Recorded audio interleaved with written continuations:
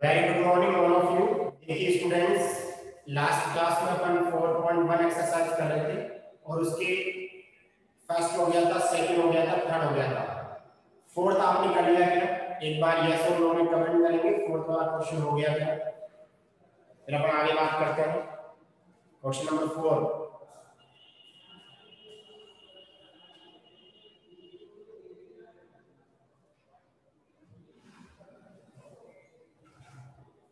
Comment सब लोग करेंगे ना?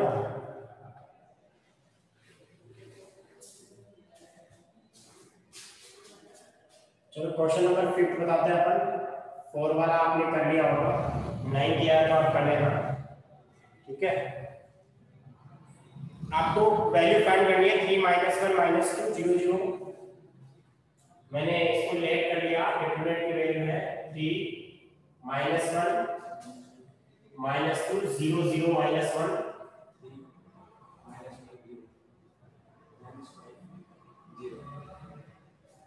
ये वैल्यू, ठीक है?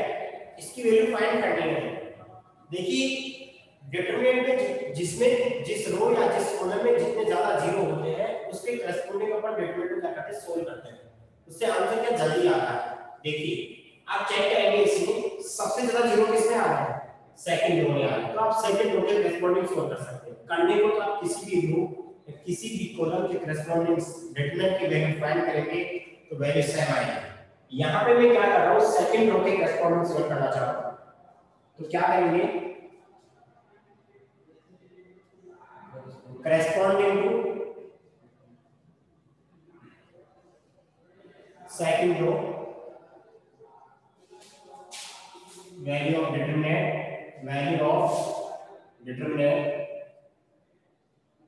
देखिए क्या आएगा यहां से,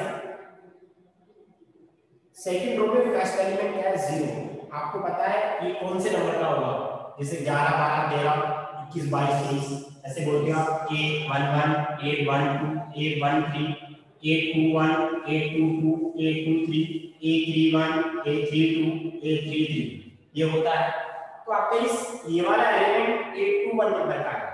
21 नंबर का मतलब 2 को 1 में ऐड करेंगे 3 इज ओड नंबर, ओड की वजह से यहां पे क्या आता है, नेगेटिव का साइन आता है। अब जीरो के सामने जो भी आ रहा है, ये गया ये गया, क्या बचा, माइनस का 1 माइनस का 2 5 0, माइनस का 5 और 0।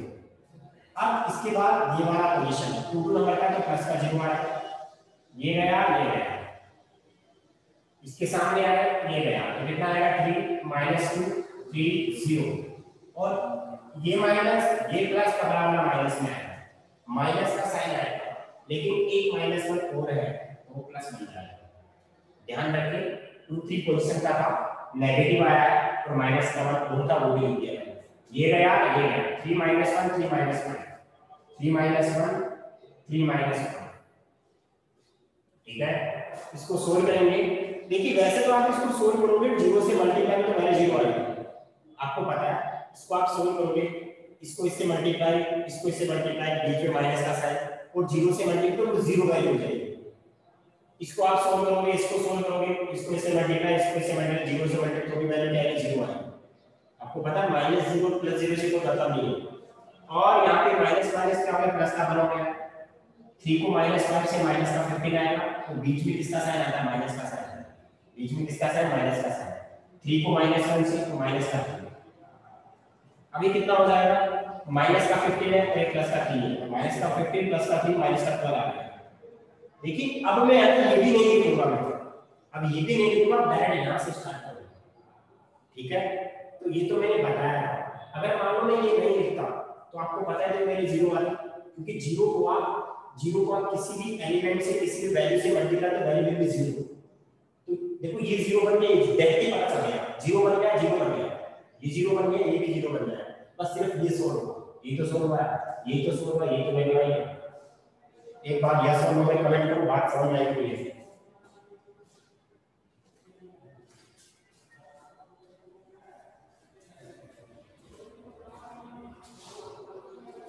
हाँ अब देखिए एक बार जो बताया था मैं, कुछ लोगों ने टेस्ट दिया था कल, कुछ लोगों ने नहीं दिया। देखिए टेस्ट नहीं देने से नुकसान आपका है, टेस्ट टेस्ट क्यों लिया जाता है, उसका रीजन ये है कि आप 10 दिन से चैप्टर पढ़ रहे हो, आप 10 दिन से कॉपी में काम कर रहे हो, 10 दिन से आप क्लास ले रहे हो, तो आपने कितना तैयार किया। तो देखिए टेस्ट में कॉन्फिडेंस के साथ आप तैयारी करोगे तो आपके मार्क्स अच्छे आएंगे। ठीक है, तो ये आगे से ध्यान रखिएगा। और जिसकी कॉपी चेक नहीं वो आज हो जाएगी, 2-3 बच्चों की चेक नहीं है, 2-3 स्टूडेंट्स की चेक नहीं है, बाकी सबकी हो गई है ना, तो आप ध्यान रखिएगा। हाँ, अब अगले क्वेश्चन की बात करते हैं, इसका एक क्वेश्चन और कर लेते हैं। 3 - 4 5 लेट कर लिया इसका फर्स्ट टाइम, इसका सेकंड लेट कर लेते हैं अपन। लेट डिटरमिनेंट ऑफ a 3 - 1 5,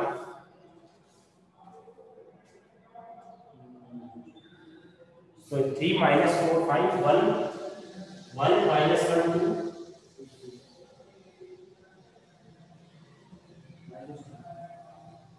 और 2 3 1। अब देखिए आपको ये लिखने की जरूरत नहीं है, आपको ये चीज लिखने की जरूरत नहीं है, आपको ये भी लिखने की जरूरत नहीं है। देखिए थोड़ा स्मार्ट तरीका अपनाएंगे कैसे, थोड़ा इस डेल की वैल्यू चाहिए आपको, डिटरमिनेंट की वैल्यू चाहिए। तो देखिए इसमें जीरो का तो कोई फंडा नहीं है कि आप कौन से जीरो है, आप किसी भी रो किसी भी कॉलम के करस्पॉन्डिंग सोल्व कर सकते हो। फर्स्ट एलिमेंट क्या आपका 3, कौन से नंबर का होता है 1 1 पोजीशन का, 1 को 1 को ऐड करो 2 2 इज द इवन नंबर, तो पॉजिटिव का साइन रहेगा इसके सामने। इसके सामने जो भी आ रहा है इसको खा गया है, इसको खा गया, क्या बचा 1 - 2 3 1, 4 एलिमेंट बचे। अब 4 एलिमेंट को सोल्व करने का तरीका कैसे होता है, 1 को 1 से मल्टीप्लाई तो 1 आएगा, और बीच में किसका साइन आता है माइनस का, बीच में किसका साइन माइनस का। अब देखना 3 को -2 से मल्टीप्लाई करो माइनस का 6, माइनस का 6 आया है और माइनस होगा क्या हो गया प्लस का 6। ये एलिमेंट पॉजिटिव के साथ, अगला एलिमेंट नेगेटिव के साथ, माइनस आएगा तो क्या रहेगा माइनस का।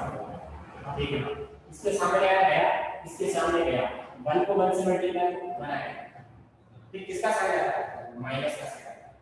अब 2 को -2 से -4, माइनस प्लस प्लस का, बात समझ में आ रही है, ऐसे करेंगे। अब लास्ट एलिमेंट 5, ये प्लस के साथ ये माइनस के साथ, अब आएगा प्लस के साथ, क्योंकि 1 की पोजीशन था, 1 इज इवन नंबर, इवन को पॉजिटिव। अब इसके सामने ये गया 1 को 3 से 3 और बीच में माइनस का साइन, 2 को 1 से 2,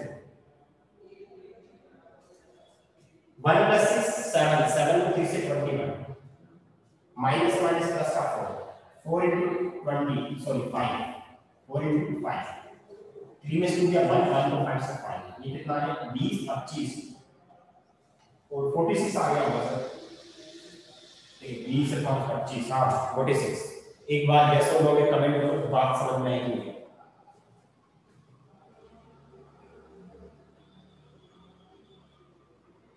जल्दी बोलो ना।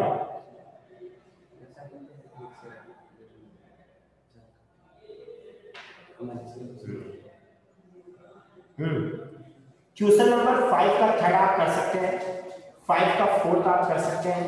क्वेश्चन नंबर 6 में देखिए जो आपका 6 वाला क्वेश्चन है इसको भी कर लेते हैं।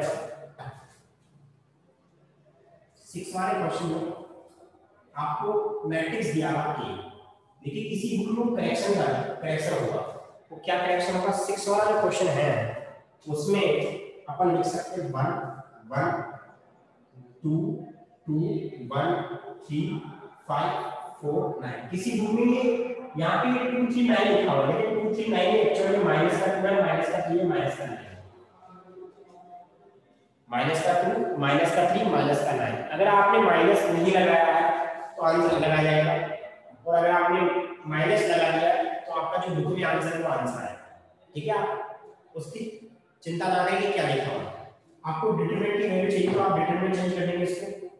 ये तो मैट्रिक्स था, आपको पता है डिजाइन से ऐसे ब्रैकेट की फॉर्म में मैट्रिक्स होता है और बिल्कुल मॉड की फॉर्म में क्या होता है आपका डिटरमिनेंट होता है।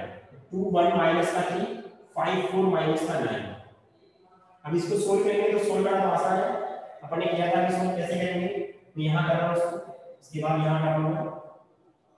देखो अपन फर्स्ट को करेस्पॉन्डिंग सोल्व करते हैं, तो फर्स्ट एलिमेंट 1 पॉजिटिव का है, ये गया 1 को -9 से माइनस का 9 आएगा, फिर बीच में माइनस का साइन आता है, 4 को -3 से मल्टीप्लाई करेंगे, माइनस का टर्म, माइनस माइनस प्लस का टर्म। इसके बाद क्या होगा, इसके बाद फिर माइनस का बना है, ठीक है। आगे ये गया, ये गया, 2 को -9 से माइनस का 18, बीच में किसका साइन, माइनस का साइन। 5 को -3 से माइनस का 15, माइनस माइनस प्लस का 15। अब आ गया प्लस माइनस का 2, ये प्लस माइनस ये प्लस माइनस है ना। अब मैं आगे बढ़ूं, डायरेक्ट दूंगा माइनस कर दूंगा, वो तो बात ही बात है। अब आगे देखिए, ये गया 2 4 8, 8 माइनस 5, सोल्व करेंगे तो वैल्यू आ जाएगी 12 में से 9 में 3 बच गया, 18 माइनस का 3 प्लस का 3 हो जाएगा, और ये 3 एक 2 सॉरी 3 माइनस का 6, तो वैल्यू कितनी 0 आ गई। ये आपका क्वेश्चन नंबर 6। बात समझ में आ गई। एक बार आप लोग इसका स्क्रीनशॉट लें, फिर अपन 7 वाले क्वेश्चन की बात करें।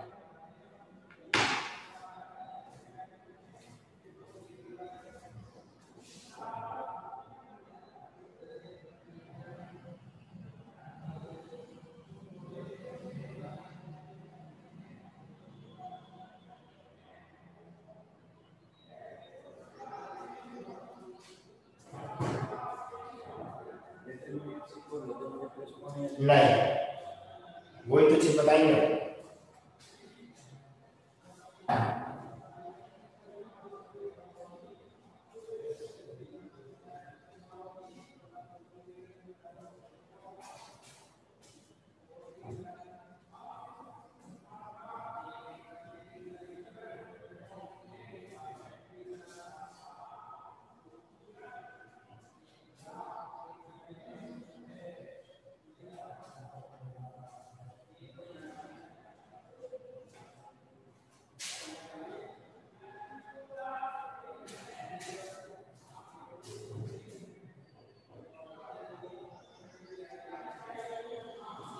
देखिए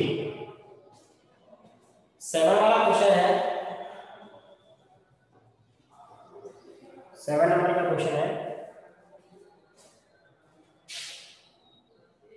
इसका फर्स्ट पार्ट है, आपको x की वैल्यू फाइंड करनी है। 2 4 5 1 इक्वल में 2x 4 6x। लेकिन मैट्रिक्स में क्या होता था, जब दो मैट्रिक्स इक्वल होती थी उनके करेस्पॉन्डिंग एलिमेंट्स क्या होते थे, इक्वल।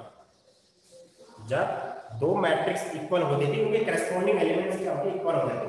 यहाँ पे ऐसा नहीं होगा, ध्यान रखिए, यहाँ पे ऐसा नहीं होता। इसका रीजन इसका रीजन ये है कि देखिए डिटरमिनेंट की वैल्यू आप फाइंड कर सकते हो, जबकि आप मैट्रिक्स की वैल्यू फाइंड नहीं कर सकते। मैंने आपको ये कोई भी कारण नहीं बताया कि मैट्रिक्स की वैल्यू कैसे फाइंड करते हैं। मैंने सिमेट्रिक मैट्रिक्स बताया, स्क्यू सिमेट्रिक मैट्रिक्स बताया, इनवर्स मैट्रिक्स बताया, ट्रांसपोज मैट्रिक्स बताया, बहुत ज्यादा मैट्रिक्स बताया पड़ा, लेकिन मैंने कभी वहां पे ऐसे नहीं बोला कि वैल्यू कैसे फाइंड करना है। यहाँ पे देखिए वैल्यू फाइंड करना है।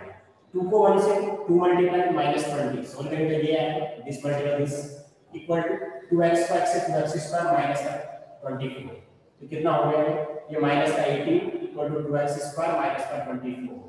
इसको जब रखेंगे तो कितना हो जाएगा 6 इक्वल टू 2x स्क्वायर। तो यहाँ पे x स्क्वायर की वैल्यू किया जाएगी, तो x की वैल्यू क्या आ गई प्लस माइनस का रूट 3, ठीक है, प्लस माइनस का रूट 3। एलिमेंट्स नेगेटिव में भी हो सकते हैं।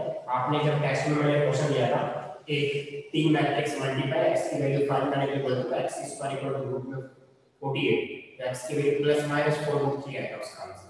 कुछ लोगों ने प्लस में लिखा जबकि माइनस भी आएगा। उसका रीजन ये है कि एलिमेंट्स नेगेटिव हो सकते हैं। आपको पता है एलिमेंट्स नेगेटिव होते हैं, चाहे वो डिटरमिनेंट हो चाहे वो क्या हो। देखिए ये आपका क्वेश्चन 7 का फर्स्ट है, 7 का सेकंड आपको पढ़ना है, और क्वेश्चन नंबर 8 आपको पढ़ना बिल्कुल बढ़िया तरीके से कर सकते हो, क्योंकि आपको पता है करेस्पॉन्डिंग ऐसे नहीं करना है कि करेस्पॉन्डिंग एलिमेंट्स को इक्वल कर देंगे। आपको वैल्यू सोल्व करनी है, उसके बाद x की वैल्यू फाइंड करनी है। अब एक्सरसाइज 4.2 में आता है, इसमें आता है एक्सरसाइज 4.2 में। यहाँ पे अगर बात करें ना, तो यहाँ पे अपना कॉन्सेप्ट आता है properties of determinant.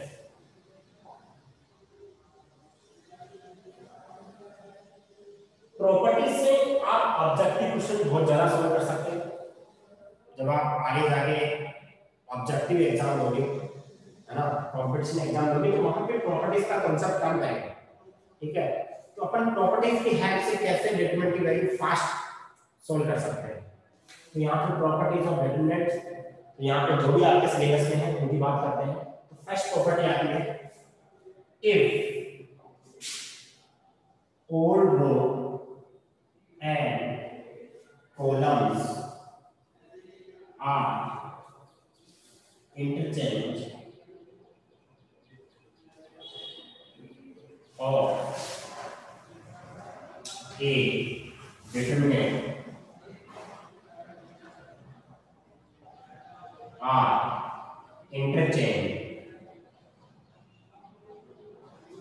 then value of determinant no change। मतलब कहने का मतलब क्या हुआ, अगर आपने सभी रो को और सभी कॉलम को इंटरचेंज कर दिया, डिटरमिनेंट की वैल्यू पे कोई फर्क नहीं पड़ता। एग्जांपल लेके चलते हैं, जैसे मान लीजिए मेरे पास डेल कोई डिटरमिनेंट है, डेल से बात कर लेते हैं, ऐसे इधर अपन डेल डिटरमिनेंट के लिए डेल से बात कर लेते हैं। जैसे मान लीजिए आपके पास एलिमेंट a1 है, a2 है, a3 है, b1 है, b2 है, b3 है, c1 है, c2 है, c3 है, और मैंने मान लीजिए इंटरचेंज कर दिया, डेल डैश को बोल रहा हूं। इंटरचेंज करने के बाद जो डिटरमिनेंट है उसको क्या बोल रहा हूं, डेल डैश। इस फर्स्ट रो को कॉलम बना लिया a1 a2 a3, b1 b2 b3, c1 c2 c3। आप डिटरमिनेंट में सभी रो और सभी कॉलम को इंटरचेंज करते हैं, उसकी वैल्यू पे कोई फर्क नहीं पड़ता। ठीक है, तो यहाँ पे जो डेल डैश आएगा वो डेल के इक्वल ही आएगा। अब सर ये कैसे पता चलेगा, वो मैं आपको बता देता हूँ एग्जांपल से, अलग से एग्जांपल लेके देखिए। अगर मान लीजिए आपने एग्जांपल लिया, छोटा एग्जांपल, बिल्कुल छोटा एग्जांपल, डेल की वैल्यू मान लीजिए आपके पास ये 1 2 3 4, चेक करेंगे एक बार 1 2 3 4, ये डिटरमिनेंट है आपके पास। देखिए डेल की वैल्यू क्या आ जाएगी, हम चेक करेंगे आप, ये हो जाएगा आपके पास 4 माइनस का 6, वैल्यू विल बी -2। ये तो आपके पास क्या आया, डेल आया। अगर मैं डेल डैश की बात करूं, डेल डैश क्या है, सभी रो को कॉलम बना दो, सभी कॉलम को रो बना दो, दैट मींस 1 2 कॉलम बन जाएगा, 3 4 कॉलम बन जाएगा। सोल्व करेंगे, वैल्यू कितनी आएगी 4 - 6 -2। आप मेरे को ये बताओ डेल डैश और डेल की वैल्यू सेम आई कितनी है, that means del dash equal to क्या है, डेल आ। तो आप दुनिया का कोई सा भी एग्जांपल लोगे, अगर इंटरचेंज कर दिया तो वैल्यू में कोई फर्क नहीं पड़ता है। ये बात बिल्कुल क्लियर हो गई है। प्रॉपर्टी नंबर सेकंड, नंबर दूसरी प्रॉपर्टी, इफ टू rows और two column are interchanged, then value of determinant will be same, will be no change बोल सकते हैं, will be no change, but sign will be change। मतलब क्या हुआ, sign change होगा लेकिन वैल्यू चेंज नहीं होगी। साइन तो चेंज होगा लेकिन वैल्यू चेंज नहीं होगी। कैसे, एग्जांपल लेके चलते हैं, सिंपल सा अपना एग्जांपल ले लेते हैं। जैसे मान लो आपने क्या कर दिया, सिंपल एग्जांपल है, डेल की वैल्यू मान लो आपने कर दी, आपके पास 1 2 3 4, बताओ सोल्व करके बताओ कितना आएगा। यहाँ से 1 2 3 4 है, इसको सोल्व करके कितना आएगा 4 - 6, वैल्यू विल बी -2। और मैंने अगली बार क्या कर दिया, मैंने क्या कर दिया, इंटरचेंज कर दिया। क्या कर दिया, इंटरचेंज कर दिया। क्या इंटरचेंज कर दिया, अब की बार मैंने इंटरचेंज कर दिया फर्स्ट रो को।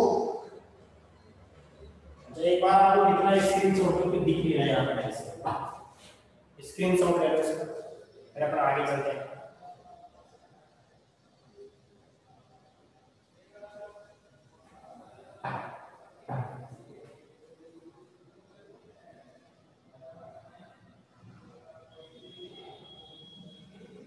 हाँ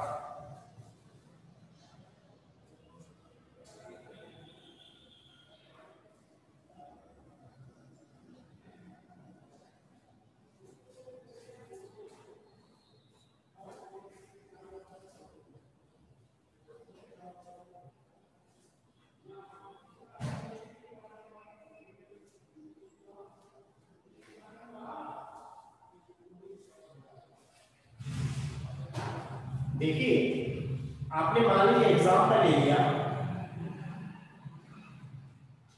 एग्जाम्पल अपन को वैल्यू का ले लेते हैं या फिर अपन सिंपल डेल मान लो आपके पास ये है a1 a2 a3 b1 b2 b3 c1 c2 c3 और अगर मान लिया आपका मैंने इंटरचेंज कर दिया, मान लो आपका r1 इंटरचेंज कर दिया मैंने r2 से, this operation r1 interchange r2, तो यहाँ पे डायरेक्ट चेंज होने के बाद नया डिटरमिनेंट मान लो डायरेक्ट आ गया, नया डिटरमिनेंट डायरेक्ट, तो क्या आएगा b1 b2 b3 a1 a2 a3 c1 c2 c3, ये आ गया आपके पास,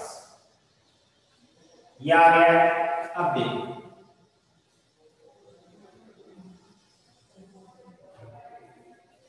यहाँ पे जो डेल्टा आएगा, जो डेल्टा आएगा वो नेगेटिव डेल के साथ आएगा, मतलब डेल्टा आएगा वो नेगेटिव डेल,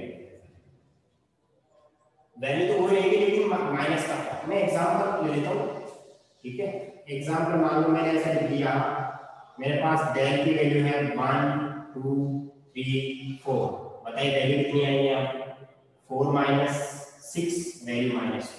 अब मैंने क्या कर दिया, डेल डैश निकाला और इंटरचेंज कर दिया r1 को r2 से, 3 4 1 2, अरे मैंने क्या कर दिया, r1 को इंटरचेंज कर दिया r2 से, तो बताइए अब वैल्यू कितनी आएगी, 6 - 4 कितना आ गया 2।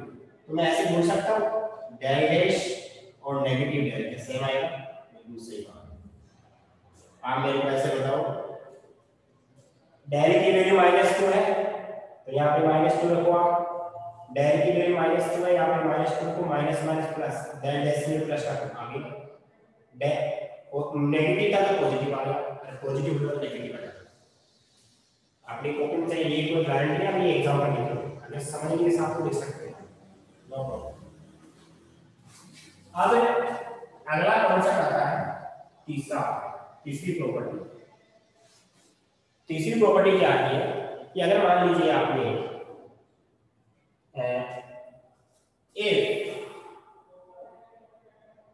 if two row or two column of a determinant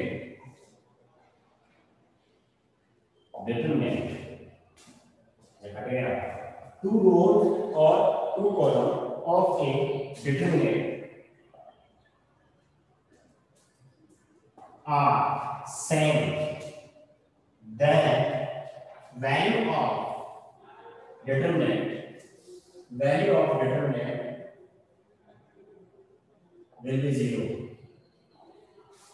will be zero। Example अगर बात करें, एग्जाम्पल सर ट्रांसपोज में भी डैश आता है तो इसमें डिफरेंस क्या है? अच्छा, डिफरेंस नहीं है, वो मैट्रिक्स का ट्रांसपोज, ये डिटरमिनेंट है, ठीक है। आप इसको ए लिख दो, इसको आप ये लिख दो, इसको आप डेल लिख दो, इनके नाम से कोई फर्क नहीं पड़ता। देखिए मैंने यहाँ पे इसका नाम दिया है, जैसे मान लो दो सर्कल है, एक का सेंटर में ओ लिया है तो दूसरे का क्या ले सकता हूँ, ओ डैश ले सकता हूँ। मैं आइडेंटिफाई करने के लिए समझने के हिसाब से मैंने दो नाम लिखे, डेल और डेल डैश, ट्रांसपोज नहीं हो, ठीक है। ट्रांसपोज अलग चीज होती है, ओके।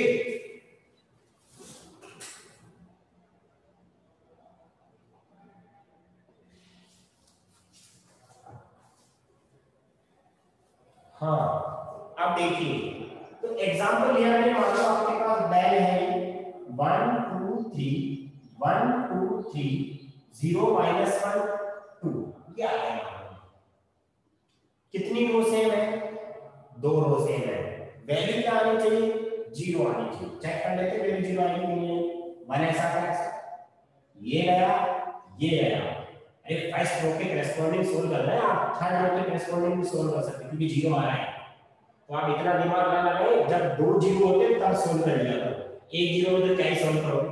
तो फर्स्ट रो के करस्पॉन्डिंग सोल्व करो, फर्स्ट एलिमेंट पॉजिटिव के साथ है और ये गया 2 2 2 से 4, बीच में माइनस का साइन आता है, 3 को -1 से माइनस कर दिया, माइनस माइनस प्लस कर दिया, -2 आएगा अगले वाले एलिमेंट के साथ, ये गया 1 को 2 से 2, 0 को 3 से 0 और अगला वाला प्लस कर दिया, ये गया 1 को -1 से -1, बीच में किसका साइन, माइनस का, 2 को 0 से 0 आ।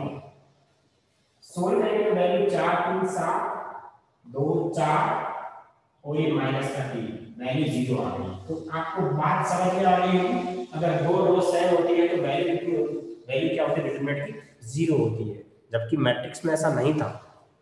मैट्रिक्स में तो क्या होता है, वैल्यू नहीं निकालते हैं, वैल्यू फाइंड ही नहीं करते। चौथी प्रॉपर्टी इफ, ये आपकी बुक में नहीं है लेकिन ये बताना जरूरी है, if all elements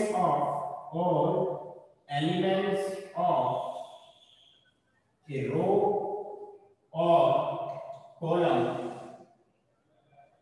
are 0, then value of determinant will be 0। अब देखिए इसमें क्या होगा, मैंने एग्जांपल लिया, किसी भी रो, क्या बोला मैंने, किसी भी रो या किसी भी कॉलम के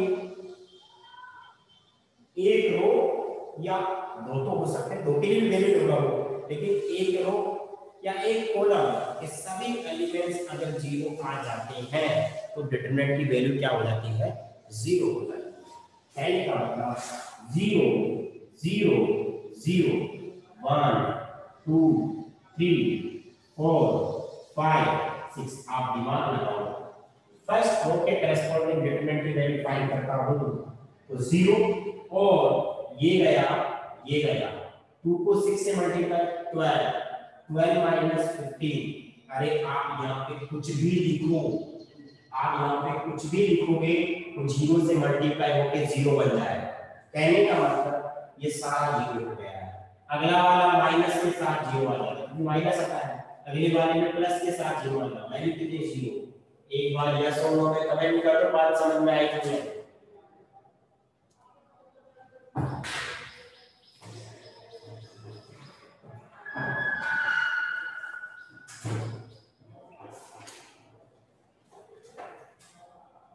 अरे यस और नो में कमेंट करो ना, बात समझ में आई नहीं आई। हाँ ऐसे। अब इसका स्क्रीनशॉट ले लो, अगली प्रॉपर्टी की बात करते हैं।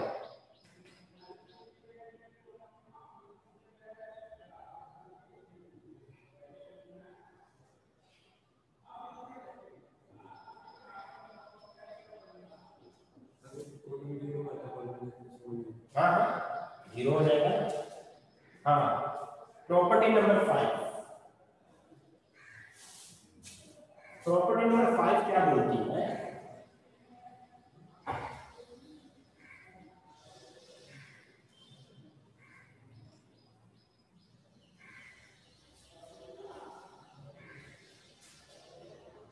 if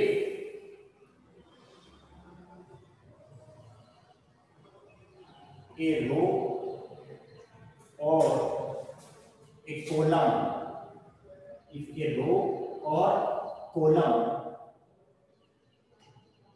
of a determinant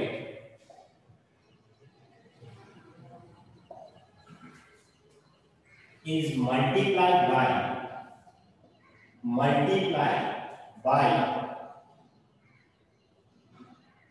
scalar quantity,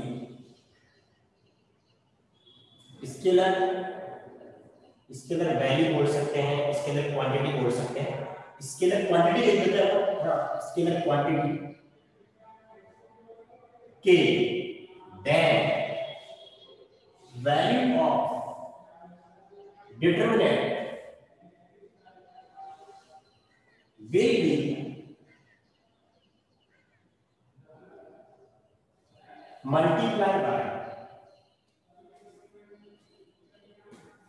will be multiplied by k। इसका मतलब बताता हूं मैं आपको। देखिए ये चीज अपने मैट्रिक्स में पढ़ा था, उसमें अलग कॉन्सेप्ट था और यहाँ पे अलग कॉन्सेप्ट है। अलग कॉन्सेप्ट क्या है? यहाँ पे ये कॉन्सेप्ट है कि अगर मान लीजिए आपने मैट्रिक्स लिया, मैट्रिक्स लेते थे तो क्या करते थे, ये ए है, ये 1 होता था, 2 2 3, और आपने मान लीजिए कैसे मल्टीप्लाई करें तो सभी एलिमेंट्स किससे मल्टीप्लाई कैसे। इसमें ऐसा नहीं है, इसमें ऐसा नहीं है, इसमें अलग सिस्टम काम करता है। क्या काम करता है? अगर मान लीजिए आपके पास डिटरमिनेंट आ गया 1 2 3 4, 1 2 3 4, और अगर मान लीजिए आपने फर्स्ट रो को कैसे मल्टीप्लाई कर दिया तो क्या आया? मान लीजिए आपने डेल था, क्या था डेल, तो आपका जो डेल डेश आया है वो क्या आएगा k 2k।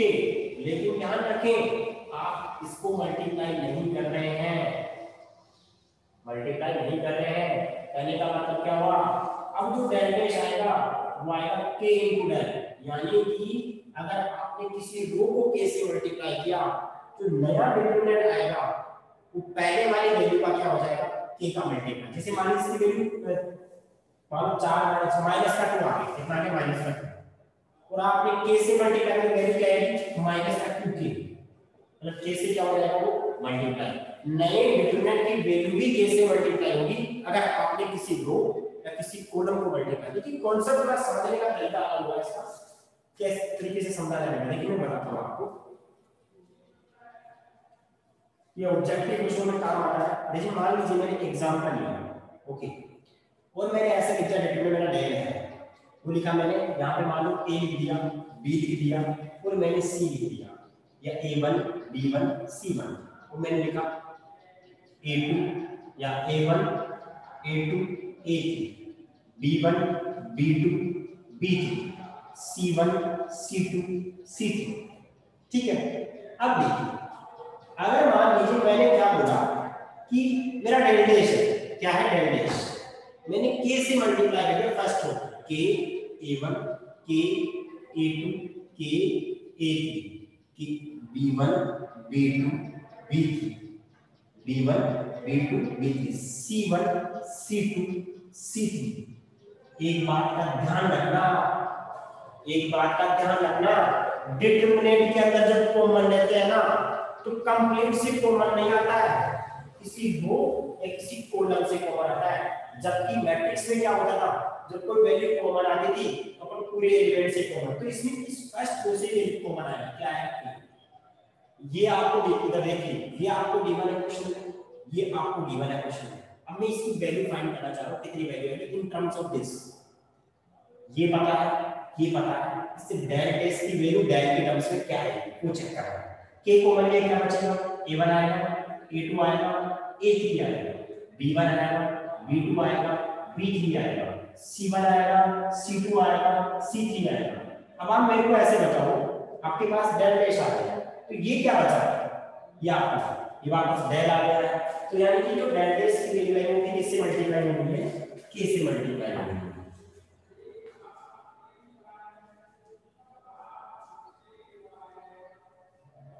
देखो यार, तो जो डेल डैश की वैल्यू है वो क्या आई है, डेल डैश आया आपका k डेल आ गया, k डेल आ गया।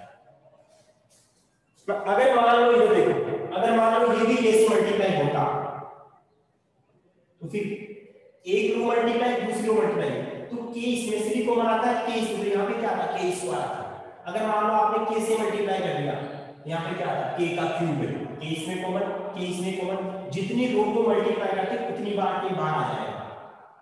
ठीक है, हाँ इसका स्क्रीनशॉट ले लें, फिर बाकी नेक्स्ट क्लास में पढ़ेंगे। टाइम आउट हो गया, इसका स्क्रीनशॉट ले लें, टाइम आउट हो गया। जितना पढ़ा दिया उतना कॉपी में काम करना है और बेहतरीन तरीके से पढ़ाई करनी है।